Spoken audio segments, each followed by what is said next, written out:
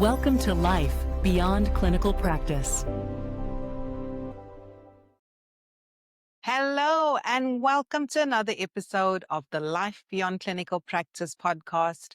I'm your host, Dr. Diane, and today we're diving into episode 3 of the Courage series.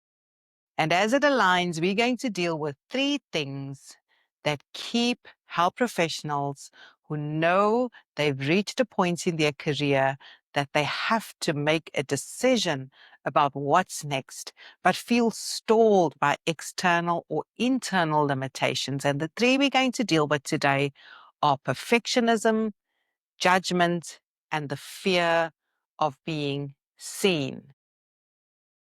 Now we need to talk about the lie that keeps high-achieving clinicians stuck.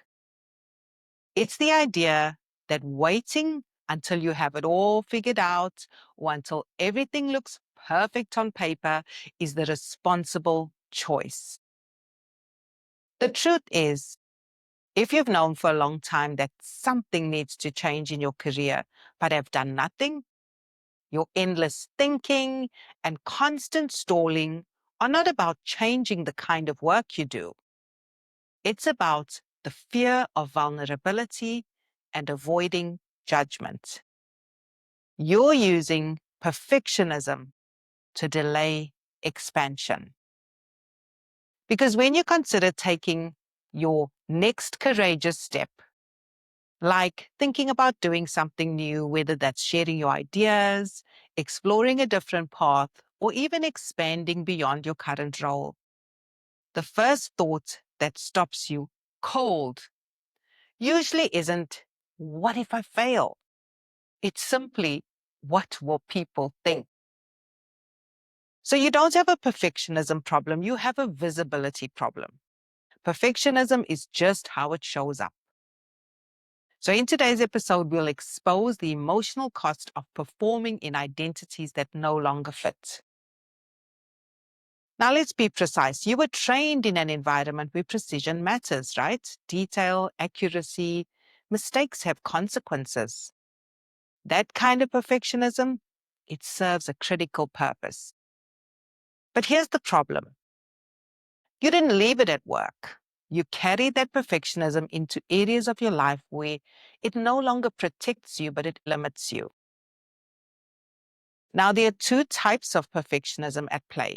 The first is clinical perfectionism, which is necessary. We all agree on that. We all agree it's functional. It's grounded in responsibility and safety. The second type is personal perfectionism, which typically is fear-driven, identity protective, and focused on how you are perceived by others. And this is the one that shows up when you try to grow. You over-prepare before taking action. You overthink simple decisions. You delay putting anything out in the world. You criticize yourself before anyone else can. What will they say if I sign up for this course, if I share that I want to pivot my career? This happens not because the work itself requires perfection, but because you will feel exposed the moment you step out and openly admit that you are on a path of career identity expansion. And when you acknowledge that where you are is no longer where you want to stay. So we'll strip this back, right? What are you actually trying to avoid in the name of getting it right? It's really judgment. Judgment from friends, family, colleagues, peers, from people who know you as the clinician. Because the moment you step outside of that identity, you risk being seen differently. And that feels insecure. You feel less certain, less polished, less established, less in control. Ask me. I know this feeling well. It surfaced when I started to approach the podcast, not just as a hobby, but it's something more meaningful. And when I realized I needed to be visible on social media in order to share my message. That fear of feeling vulnerable or judged or exposed threatens something deeper than competence. It threatens your identity. So what do? You default to perfectionism because perfection feels safe. It feels safer than visibility, than putting yourself out there and trying something new.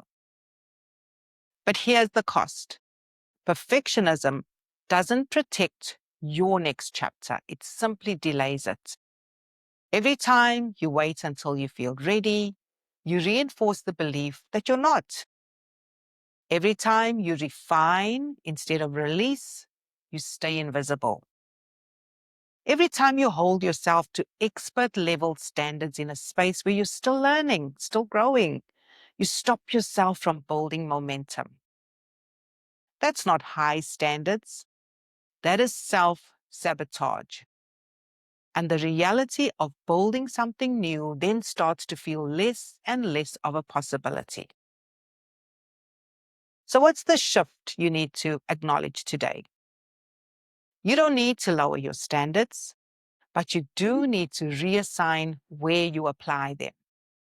High standards in clinical work, absolutely non-negotiable.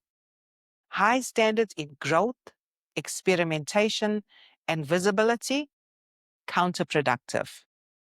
Because growth requires imperfect action, a willingness to put yourself out there, learn in public, and iterate in real time. You need to accept that when you choose expansion, you're not being evaluated on precision. You are building capacity and growing in a new direction. And those are different games. If you want evidence, I challenge you to go listen to my first 5 episodes of the Life Beyond Clinical Practice podcast, maybe even 10, and compare that to where we are now.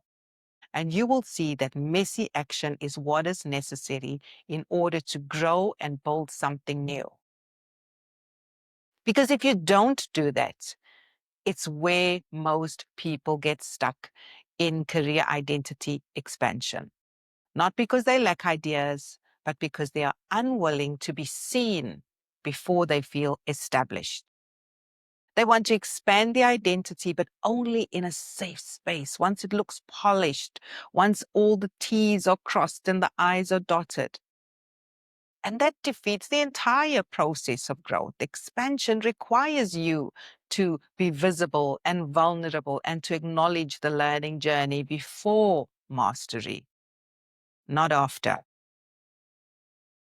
So here's a more useful standard as you embark on this journey of career identity expansion. Instead of asking, is this plan perfect? Ask instead, is this clear enough to get started? That's it. Because momentum builds confidence. This is not a perfection game. So my challenge to you today is to be honest with yourself and ask yourself the question, where am I using perfectionism to avoid taking action? Where am I holding on to fear of judgment to delay exposure? And then identify at least one small change that can help you break free from this perfectionism trap. Now, in the next episode of the Courage series, we're going to address something even more practical. How to start expanding without overwhelming yourself or blowing up your current career. Because clarity without action will keep you exactly where you are. So until next time, stop playing below your potential. It's time to start expanding.